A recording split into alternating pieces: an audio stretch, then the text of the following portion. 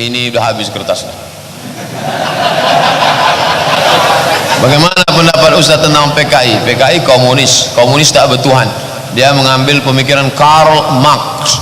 Orang yang mengambil Karl Marx, nama pemikirnya Marxisme. Marxis orang Rusia. Kata dia tak ada itu Tuhan. Tuhan itu bullshit, omong kosong, kata dia. Bagaimana caranya kita mencegah kebangkitan PKI dan tersebarnya ajaran komunis? Kita bangkitkan balik Islam. Komunis pernah bangkit di Yaman. Habib Umar bin Hafiz termasuk korban komunis. Ulama-ulama ditangkap, disakiti, disiksa mereka di Yaman. Para habaib Hadramaut itu disiksa oleh komunis. Pernah berkuasa Yaman Utara, Yaman Selatan. Alhamdulillah tumbang. Maka bangkitkan balik pengajian-pengajian Maulid Nabi, Isra Mi'raj, Nuzul Quran. Buat pengajian anak-anak muda, remaja, bangkitkan sekolah-sekolah ini macam SMP, tetap pengajian, kantor-kantor buat kajian bersilabus, kajian fikih, kajian akidah, kajian tafsir, kajian hadis untuk melawan. Karena kalau tidak dia masuk. Ustaz, apa hukumnya mendengar lagu metal tapi liriknya Islami? Mau metal, mau R&B, mau rap, mau apapun, yang penting kalau maknanya baik ya baik, kalau maknanya tak baik ya tak baik. Lagu R&B ada mengajak solat, lagu happy, lagu, tapi kalau lagu mengajak mati, ada lagu 70 lagu, kalau kita dengar lagu itu bawaan kita mau mati langsung, bunuh diri. Kalau didengar lagu itu dari atas menara masjid langsung lompat ke bawah. Nah, ini tak boleh. Ada lagu mengajak berkelahi, kucing garong. Ada lagu mengajak berzina, cinta satu malam. Tapi lagu mengingatkan pada Palestina boleh. Uyununa ilaiki tarhalu kulla yaum. Uyununa ilaiki tarhalu kulla yaum. Mata kami setiap hari melihat engkau wahai Palestina. Taduru fi arwiqatil ma'abid. Palestina yang berada di tengah rumah-rumah ibadah yang indah. Baik syairnya, luar biasa. Li ajliki ya madinatas salah usalli. Untukmu wahai Palestina, kotanya ibadah, aku bermunajat kepada Allah. Apa salah? Ustaz, bagaimana cara kami untuk menangkal paham komunis yang sudah mulai bangkit lagi di Indonesia? Bangkitkan paham kita, bangkitkan paham kita, hilang paham orang. Bangkitkan cap bango, hilang kecap ABC, kecap. Nanti kalau tidak ada, orang akan bangkit. Sekolah-sekolah buat pengajian hari pagi Jumat, terus undang Dr. Muhardi Muhammad Saleh, Dr. Saidul Amin, Dr. Mustafa Umar, terus ustaz-ustaz panggil. Kami tak maulah undang LCMA, tak apa-apa, enggak. Panggil anak-anak muda. Kemarin ketika dipanggil Ustaz Anan Attaki, Ustaz anak-anak muda itu, Ustaz tua sama Ustaz anak muda beda cara pakai sorban. Ustaz orang tua sorbannya di belakang, Ustaz anak muda sorbannya di depan. Saya pakai di depan, udah tua Ustaz, saya pakai bang. Mohon doanya agar saya lulus tes untuk menjadi hakim pengadilan tinggi umum negeri. Kita doakan. Wala hajatan, nanti di akhir majelis kita berdoa kepada Allah supaya anak-anak kita ini jadi hakim. Kalian yang mau jadi pengacara, lanjutkan SHMH, walaupun itu hukum Belanda tak apa-apa, karena kalian nanti yang bisa membela tanah ulayat yang digarap oleh orang-orang kafir, tanah-tanah ninik mama yang digarap oleh ninik mama itu sendiri menggarapnya. Ustaz, apa hukumnya mendownload aplikasi bajakan tapi aplikasi yang originalnya punya orang kafir? Ada namanya urf sudah menjadi halayak umum, memang semua dunia sudah memakainya. Itu tak apa-apa dipakai. Tapi kalau dia hanya sebagian, maka merugikan orang banyak, walaupun orang kafir tak boleh. Karena ketika Nabi meninggal bajunya tergadai. Apakah karena bajunya tergadai semua orang kafir lalu ditarik sahabat, ambil bajunya, jangan bayar? Tidak, tetap dibayar. Baju Nabi tergadai di tangan orang kafir tetap dibayar, walaupun Nabi, walaupun ini orang kafir tetap dibayar. Tak boleh kita zalim orang kafir. Orang kafir harbi boleh, kafir zimmi yang baik-baik tak boleh. Ustaz, apakah kentut saat solat ambil wuduk lagi? Ya, baik berbunyi maupun tak berbunyi. Tapi kalau hanya terngiang-ngiang di telinga, kau sudah kentut, kau sudah kentut, kau sudah kentut, la yansarif, jangan batalkan solatmu hatta tasma'a sautan aw tatajida rihan, sampai kau dengar suara atau kau cium bau. Jangan kau batalkan solatmu kalau cuma mengigau-ngigau sampai kau dengar suara atau kau cium bau, karena ada tak bersuara tapi baunya luar biasa. Karena saya pernah mendengar satu hadis kalau kentut saat solat tak batal. Hadis apa tuh? Mana ada itu? Tak betul, hadis palsu. Siapa yang membuat? Orang tukang kentut lah. Apa hukum main video game? Apa hukum main video game? Mazhab Hanafi mengharamkan dadu. Tak boleh main dadu. Kenapa? Dua. Pertama, mubazir waktu. Yang kedua, melalaikan solat. Nah, game online ni, Ustaz tak pernah main game online, tak sempat lagi main game online. Ustaz, kami mau nikah lagi semenjak ibu meninggal. Bagus, baik. Datuk saya hidup sampai tua, nenek saya meninggal. Yang menikahkan datuk saya itu emak saya. Dia aku sendiri yang mencarikan mak tiriku. Sekarang banyak orang kalau maknya meninggal, ayahnya disuruhnya sebatang kara. Ayah, mak sudah mati, ayah tak usah nikah lagi.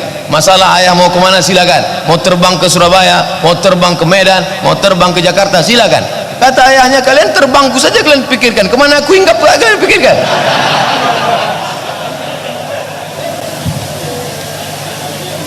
Kami melarangnya Pak Ustaz, usianya 70 tahun. Kami anak-anaknya sanggup memelihara dia. Bukan masalah memelihara, dia mau berbagi cerita, kita tak bisa diajak cerita, tak nyambung. Dia mau cerita kepada orang yang bisa mendengar dia.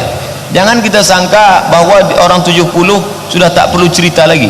Banyak orang dianggapnya orang ini jenazah. Dia ini manusia. Nikahkan dia, cari orang yang sesuai. Jangan pula nikahkan sama anak 17 tahun. Apakah kami berdosa melarangnya? Berdosa melarang dia. Di Sulawesi ada orang kaya umur 90 tahun membangun masjid lebih dari 60. Orang kaya, bininya muda.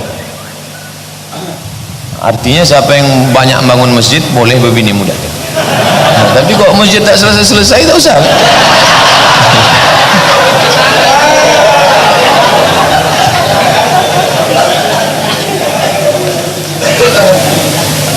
Pak Ustaz, apa yang harus saya lakukan ketika orang tua saya bertengkar sampai terdengar oleh tetangga? Jangan orang tua itu diceramahi. Jangan balik dari sini panggil ayah, panggil emak, assalamualaikum warahmatullahi wabarakatuh. Janganlah kalian berkelahi, hai kaum muslimin muslimat yang dimuliakan Allah. Karena kita ini tak pernah tua di depan orang tua kita. Kita ini tetaplah anak bayi yang baru pandai berjalan, baru pandai tengkurak, baru pandai telungkup di depan emak ayah kita. Kita cari orang lain yang cakapnya dia dengar, nenek mama, alim ulama, cerdik pandai, sahabat kerabat dia yang kira-kira cakapnya dia dengar. Dia tetap manusia, ada orang yang dia dengar cakapnya cakap kita, tapi pakai lidah orang lain untuk masuk ke hati dia. Sentuhlah dia tepat di hatinya, dia akan jadi orang tuamu untuk selamanya. Pandai juga Pak Ustaz. Iyalah. Apa hukum istri membentak suami? Suaminya penakut. Kalau suaminya tegas, mana dia berani? Ini dari awal sudah salah setting ini. Dan minta cerai karena suaminya membela ibunya ketika istri menjelekkannya, dan suaminya itu baru saja di PHK selang 2 minggu. Ibu si istri bawa anaknya karena anaknya minta cerai. La ta'ata li makhluqin fi ma'siyatil khaliq. Tidak ada ketaatan kepada makhluk kalau menyebabkan maksiat kepada Allah Subhanahu wa taala. Memang surga di bawah tapak kaki ibu, tapi kalau dia memaksamu untuk buat dosa, kamu tak boleh patuh.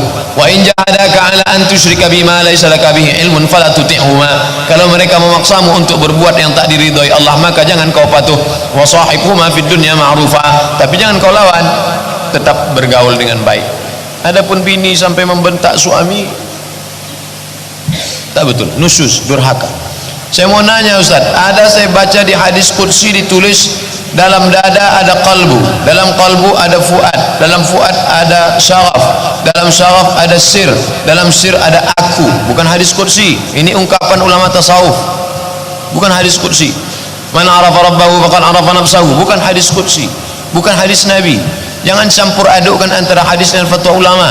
Jangan campurkan antara hadis dengan kata-kata hikmah. An-nazafatu minal iman, dia bilang hadis. Itu kata-kata yang ditulis di samping WC. Dalam dirimu ada qalb, jantung sebesar. Dalam qalb itu ada fuad yang masih berbolak-balik, namanya qalb. Yang lebih halus daripada qalb namanya fuad.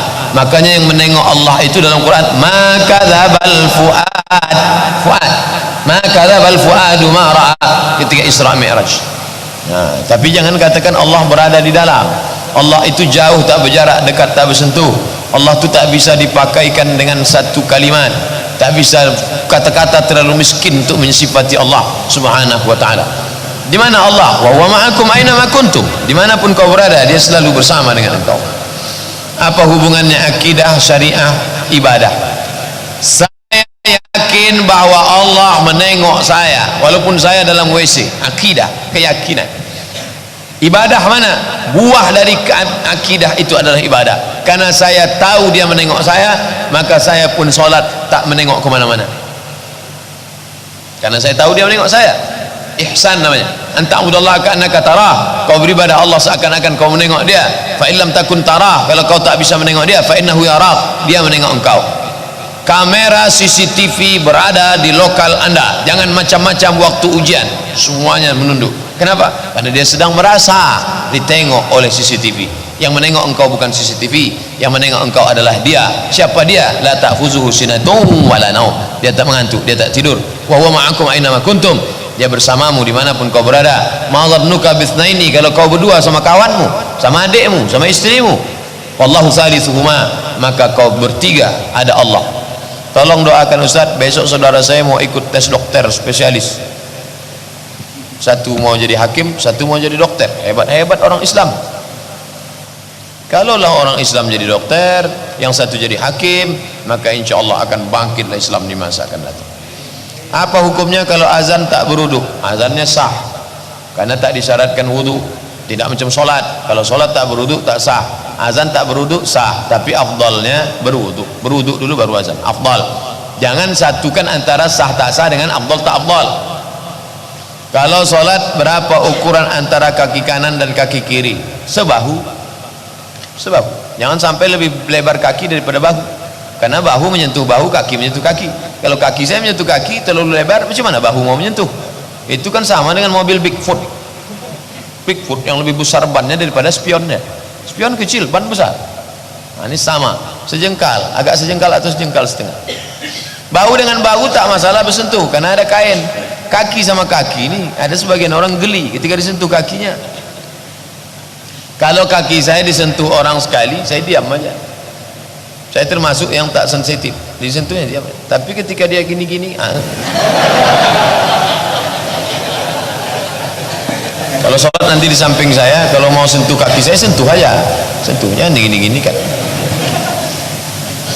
Saya seorang pemimpin, tapi saya tak bisa tersinggung dan pantang ketinggalan apa-apanya melalui saya dulu. Apakah saya sombong Pak Ustaz? Musyawarah. Wa amruhum syura bainahum. Musyawarahkan. Saya ketua masjid.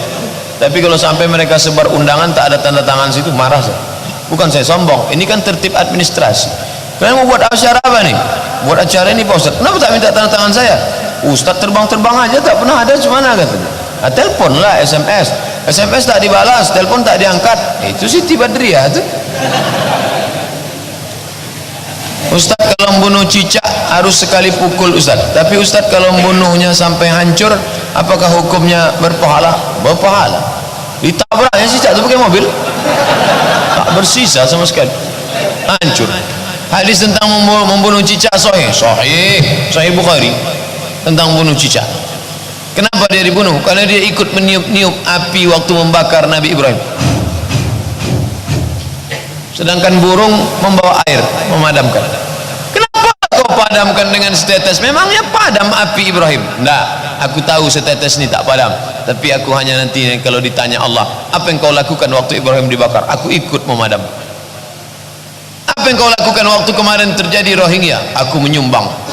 Memangnya sumbangan kau itu bisa menyelesaikan masalah? Enggak, aku tahu duitku itu tak menyelesaikan masalah, karena yang kumasukkan kemarin pun cuma 2000 perak.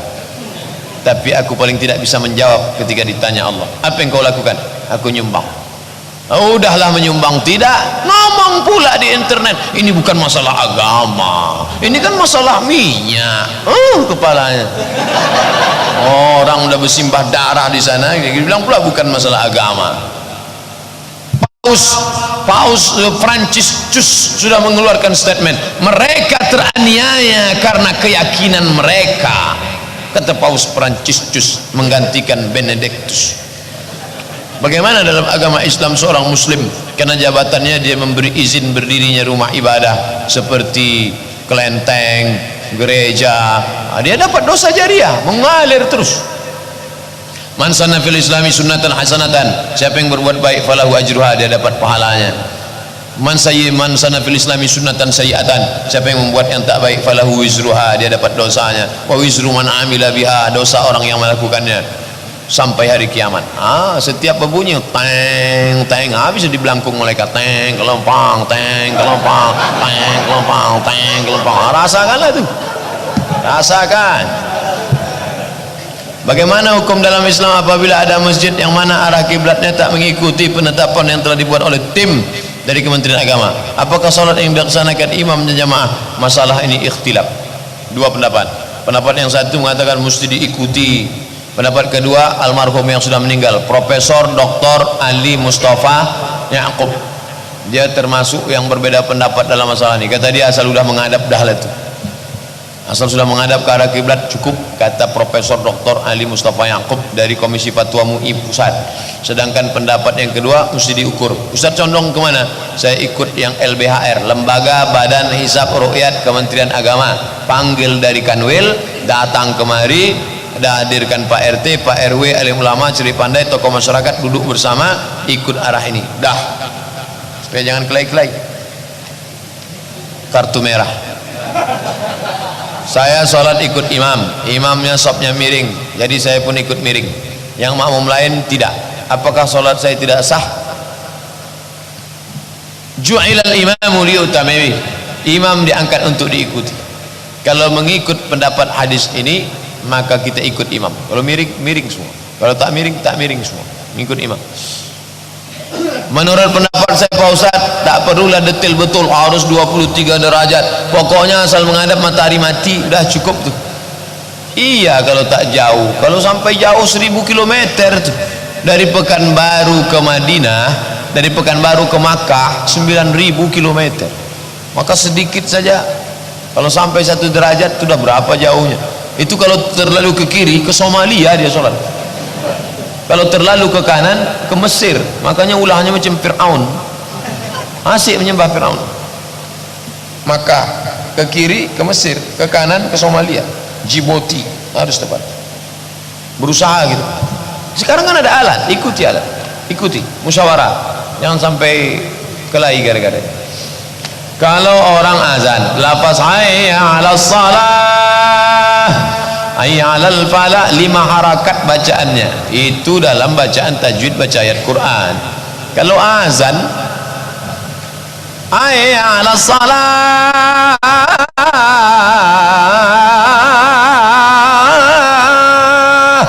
sampai habis putus nafas. Jangan pula sakratul maut gara-gara itu.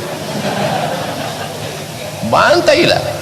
Makanya buat nanti lomba azan dalam rangka menyambut 1 Muharram, lomba azan. Saya biar suara tak bagus gini pernah juara azan antar MDA. Ada piala di rumah, juara azan pernah, juara jadi imam pernah, juara baca doa pernah, juara baca doa. Pertama kali juara baca doa kunut dengan artinya. Itu luar biasa pengaruhnya ke kita, bangkit semangat, pede. Anak-anak kita juara azan. Nanti setelah dia jadi kepala dinas, kepala kantor, kepala badan, kepala tak berkepala, jadi bupati, dia jadi wali kota, ditengoknya tak ada orang azan, dia tidak canggung, langsung dihidupkan mikrofon, dia azan. Allahu Akbar, Allahu Akbar. Orang di kantin, siapa yang azan? Pak Wali, apa kan? Penting. Sekarang enggak, yang azan tak siapa? Allahu Akbar. Kata setan ini serius apa tidak ini? Aku kalau serius aku cabut, kata dia. Kalau cuman geladi tak usah lah, kata dia. Pak Ustaz, apa hukum minjam uang di bank? Riba. Ustaz pernah minjam di bank? Tak pernah. Sekali pun tak pernah. Nah, Ustaz kan karena tak punya SK. Ada SK saya di rumah, saya PNS, ada SK, tak pernah pakai. Jadi Ustaz beli mobil dari mana? Pinjam sama mak saya, pinjaman lunak tanpa bunga. Tentang hadis Nabi membelah bulan, apa benar Nabi membelah bulan? Setelah diperiksa, ternyata bulan itu pernah terbelah. NASA, Badan Antariksa Amerika, bulan bulat, ada lembah keliling yang dalamnya sama membulat. Ternyata bulan pernah terbelah. Itu yang disebut dalam Quran. Apa bunyi ayatnya? Iqtarabatis sa'atu wansyaqqal qamar. Hari kiamat sudah dekat dan bulan pernah terbelah, menyatu balik. Nah, ini tentang masalah bulan terbelah. Adalah seorang dikasihnya lah Quran bahasa Inggris ke kawannya. My friend, yes, I give you a gift. Aku kasih kau hadiah Quran by English translation, Quran bagai bahasa Inggris. Ketika dia balik ke rumah, takdirkan Allah pas terbukanya tentang surat Al-Qamar. Iqtarabatis sa'atu wansyaqqal qamar. Hari kiamat sudah dekat dan bulan pernah terbelah. Pas dia tonton acara Amerika NASA menceritakan bahwa di bulan kelilingnya terbelah. Akhirnya hanya karena satu ayat itu dia, dari mana ini? Muhammad punya kerja. Muhammad kok bisa tahu? Dia bersyahadat asyhadu an la ilaha illallah asyhadu anna muhammadar rasulullah. Disebutkan oleh Harun Yahya, pakar mukjizat Al-Quran dari Turki. Begitu Allah ngasih hidayah. Nanti orang akan masuk Islam gara-gara menengok mukjizat-mukjizat ilmiah yang ada dalam Al-Quran.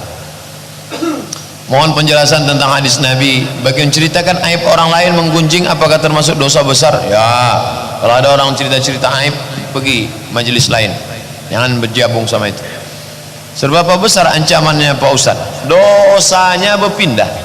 Dosa orang itu pindah ke kita, pahala kita pindah ke dia. Nanti di akhirat, ayuhibbu ahadukum, surat Al-Hujurat ayat 10 sampai 12.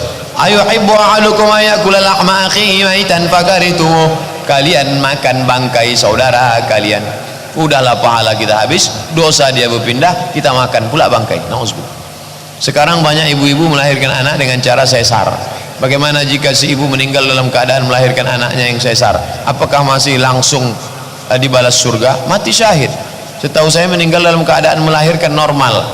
Kalau kata dokter ini tak bisa normal, sudah 24 jam tak juga keluar, kalau dilanjutkan nanti dia mati, sesar. Mati dia saat sesar, mati syahid. Yang tak boleh itu ibu-ibu yang mau enak aja, sakit sikit sesar bang. Melahirkan anak dulu orang bersimbah darah, sekarang enggak, macam buang ingus saja lahir. Ibu kalau tak melahirkan dia sakit, kurang kasih sayang, hubungan emosional. Saya tadi baru dikirim orang foto, orang sedang nunggu pesawat di airport, diletakkannya anaknya di bawah, dia asyik main HP. Kenapa? Tak ada rasa kasih sayang. Kasih sayang datang karena perjuangan. Anak orang kaya, mobil tak dicuci, ditabrak-tabrakannya. Kenapa? Dia tak berjuang mendapatkannya. Tapi anak orang susah, bukan main.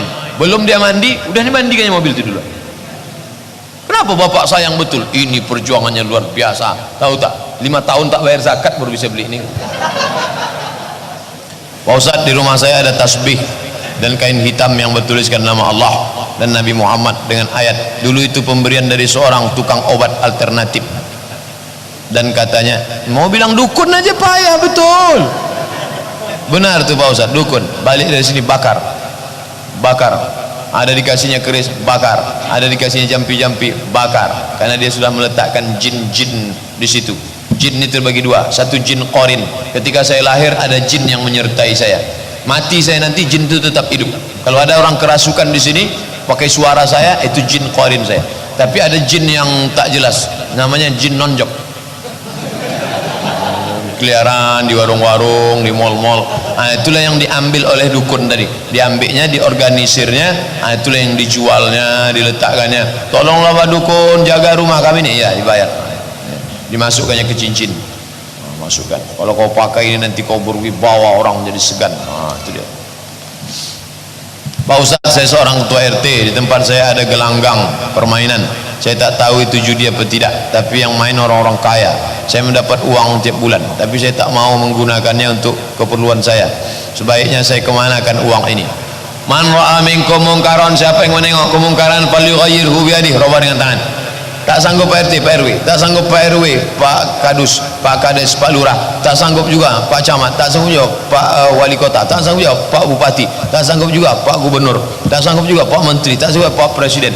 Falyughayyirhu biyadihi, dengan kekuasaan. Fa lam yastati, kalau tak sanggup, fa bilisani, dengan lidah. Tak sanggup dengan lidah, fa biqalbi, dengan hati. Jangan ikut. Duit haram tak bisa pakai sedekah. Selanjutnya santunan anak yatim. Duit mana nih? Duit judi, tak bisa. Tak bisa membasuh kain dengan air kencing. Ibu lagi ngapain, ibu? Nyuci Pak Ustaz. Nyuci apa? Nyuci kain. Pakai apa? Air kencing. Tak bisa. Anfiqu, berinfaklah min thayyibat, yang baik-baik. Innallaha thayyibun, Allah maha baik. La yaqbalu illa thayyiban, Allah tak menerima kecuali yang baik-baik. Apa hukumnya kredit mobil, motor, elektronik? Jika haram, kredit seperti apa yang boleh? Tengok baik-baik. Ini ceritanya agak panjang sedikit. Ini bank syariah, ini dealer mobil, ini orang yang mau beli mobil. Sekarang dia datang ke bank konvensional. Assalamualaikum bank konvensional. Selamat pagi Bapak. Dia tak mau pakai assalamualaikum. Selamat pagi, saya mau minjam duit, mau beli mobil. Berapa? 200. Nih 200. Bayar 220 ya. Riba. Duit dengan duit riba. Bank syariah sama aja tuh Pak Ustaz. Bedanya di sana masuknya pakai assalamualaikum, akadnya pakai bismillah. Ini orang jahil bin bahlul bin goblok. Datanglah kawan saya ke bank syariah. Assalamualaikum bank syariah. Waalaikumsalam. Saya mau pinjam duit. Untuk apa Pak? Beli mobil. Kami tidak melayani peminjaman uang karena ini riba Pak. Mobilnya mobil apa Pak? Mobil merek ini. Berapa? 200 juta. Mobil itu kami beli Pak. Dibeli mereka lah mobil itu, cash. Sekarang mobil menjadi milik dia. Barulah si pembeli membeli mobil itu dengan cara cicil. Jadi akadnya bukan uang dengan uang, tapi uang dengan barang. Perhatikan akadnya baik-baik. Maka akadnya uang dengan barang. Pernahkah sahabat Nabi dulu membeli barang secara cicil? Ya, buka kitab Sahih Bukhari. Apa yang mereka beli? Barirah. Barirah itu apa? Orang. Karena zaman dulu bisa membeli budak. Dibelinya budak namanya Barirah, dicicilnya berapa lama? 9 tahun baru lunas. Lunas 9 tahun dengan cara cicil. Buka hadisnya. Kami tak punya bukunya, sudah saya tuliskan. Somat Moroko kredit enter. Tengok. Barang dengan uang boleh, barang dengan uang boleh, uang dengan uang riba. Apa hukum mengambil milik orang lain secara kebiasaan tak terlalu bernilai baginya? Contoh ngambil Pepsodent, habis diambil punya orang. Faman ya'mal mithqala dzarratin khairan ya. Saya duduk di lounge tempat sebelum naik pesawat untuk menunggu pesawat di Cengkareng. Pas duduk sama yang ngantar, Ustadz kalau mau minum makan silakan. Oh nggak enak lah saya makan sendiri. Bapak minum juga, ayo kita makan sekalian. Saya nggak ada hak Pak Ustadz. Tiket pesawat kan tiket Ustadz. Padahal kalau dia mau ngambil tak ada orang melarang, karena dia di situ. Lama saya itu diam. Masih ada orang sekarang masih takut makan syubhat. Dia petugas di situ. Bapak kan petugas di sini. Saya petugas hanya untuk ngontrol Pak Ustadz. Kalau saya makan itu bukan punya hak saya Pak Ustadz. Masih ada orang-orang bersih sekarang. Ini Pepsodent kan malu betul masuk neraka gara-gara Pepsodent.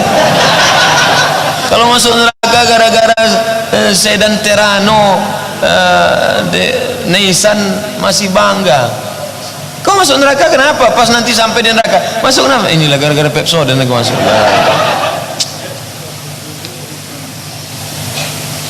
Apa hukumnya menerima bantuan dari non muslim untuk pembangunan rumah ibadah seperti masjid, musola, bahkan pesantren? Kalau tak ada berada takkan tempuah besarang rendah. Burung tempua sarangnya nun di atas pokok kelapa, tapi kalau sudah musim padi turun dia ke bawah. Kenapa? Karena dia mau mengambil padi biar dekat. Tak paham kami Pak Ustaz. Pilkada turunlah dia kemana-mana mengasih apa, bos sorban. Kalau duduk saya dekat Haritanu, yakin pula orang dia ustaz daripada saya. Muka dia putih bersih, awak hitam buruk. Dia bersorban hijau, awak tak bersorban. Jangan pilih orang kafir, jangan ambil hadiah orang kafir. Nabi pernah menerima hadiah orang kafir, Raja Mukaukis. Mas bro, saat itu Nabi sebagai penguasa diberikan hadiah oleh orang sama-sama penguasa, tak ada unsur politis. Diambil Nabi hadiah madu asal, diminum Nabi, boleh. Itu dalil boleh kita menerima hadiah dari kawan kita. Ini bukan begitu kasusnya. Dia mau minta coblos, nanti akan ada umpan balik. Apalagi orang kita prinsipnya kalau sudah mulut berisi air susah nak bercakap. Kalau mulut berisi air susah bercakap. Maka dari tadi saya tak minum air, susah bercakap. Mohon penjelasan tentang hadis ini Pak Ustaz. Lisalasati ayam min kulli syahr wasani, ini kalau mengutip hadis jangan langsung enter. Ketika dienter susunan hadisnya kacau balau. Ketika hadis Arab langsung kursornya pindah ke kanan, nanti setelah enter baru kursor pindah ke kiri untuk Latin. Ini hadisnya kacau balau nih. Bunyi hadisnya yang sahih, wasani khalili ausani khalili, orang yang paling sayang kepada aku sedang berwasiat kepada aku. Yang bercakap ini Abu Hurairah, yang dimaksudnya orang yang paling sayang sama dia adalah Nabi Muhammad SAW, supaya aku jangan sampai meninggalkan 3 hatta amuta, sampai aku mati. Apa dia? Yang pertama adalah li salasati ayyam min kulli syahr, puasa 3 hari setiap bulan. Yang kedua, sholatud duha, melaksanakan sholat duha. Yang ketiga, wa naumin ala witrin, sebelum tidur malam sholat witir. Pulang dari sini ambil wudu, sholat witir. Usolli sunnatal witri salasa raka'atin lillahi ta'ala. Habis itu tidur. Bagus sholat witir sebelum tidur. Abu Hurairah, sahabat Nabi yang sholat witir sebelum tidur 2, Abu Hurairah sama Abu Bakar.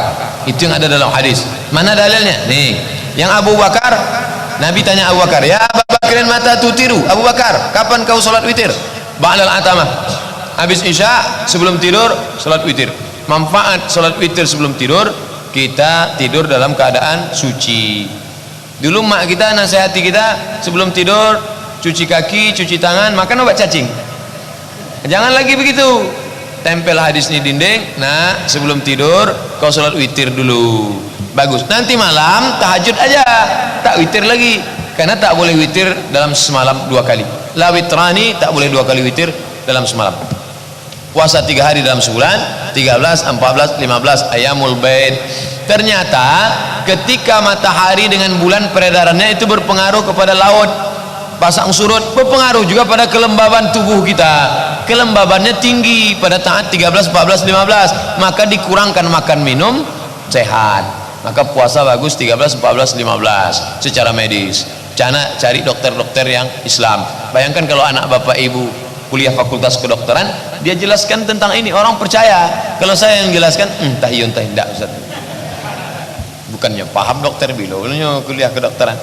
Nah, itulah pentingnya sekarang integrated kurikulum, integrasi kurikulum. Sekarang ada dokter tak paham hadis, ada paham hadis tapi tak paham dokter.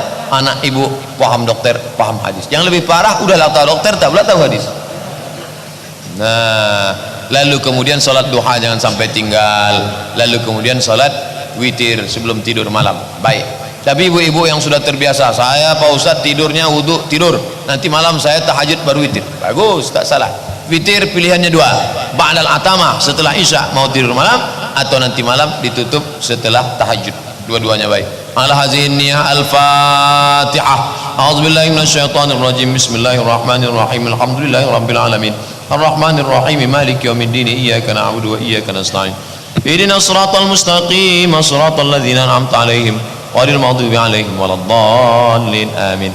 La tada' lana fi maqamina hadza dhanban illa ghafartah, segala dosa kami ampunkanlah ya Allah, wala aiban illa satartah, segala aib cacat kami tutupilah ya Allah, wala musafiran illa wasaltah, yang musafir sampaikan ke tujuannya ya Allah, wala maridan illa syafaitah, yang kau uji dengan sakit angkat penyakitnya, sehatkan dia untuk selamanya ya Allah, wala mayitan illa rahimtah, yang meninggal dunia ampunkan, maafkan, curahkan rahmat untuk dia ya Allah, wala mumtahinan illa najahtah, yang akan ujian luluskan dia menjadi hakim pengadilan tinggi, luluskan dia menjadi mahasiswa fakultas kedokteran, luluskan dia segala cita-citanya ya Allah. Wala hajatan min hawaijid dunya laka ridha wa lana fiha salah, segala hajat kami di dunia di akhirat baik bagi kami dan engkau ridha pada hajat itu, illa qadaitaha wa yassartaha, maka mudahkanlah dan mudahkanlah ya Allah. Allahumma akhtim lana bihusnil khatimah wa la takhtim alaina bisu'il khatimah. Rabbana ighfir lana dhunubana wa liwalidayna wa limashayikhina wa liasatidatina wa liman sabaqana wa liman hadarana wa liman ghadaba anna. Rabbana atina fid dunya hasanah wa fil akhirati hasanah wa qina adzaban nar. Wa sallallahu ala sayyidina wa maulana Muhammad wa ala alihi wa sahbihi wa sallam, walhamdulillahi rabbil alamin. Taqabbalallahu minkum minna wa minkum taqabbal ya karim. Terima kasih segala perhatian, mohon maaf banyak silap salah. Wassalamualaikum warahmatullahi wabarakatuh.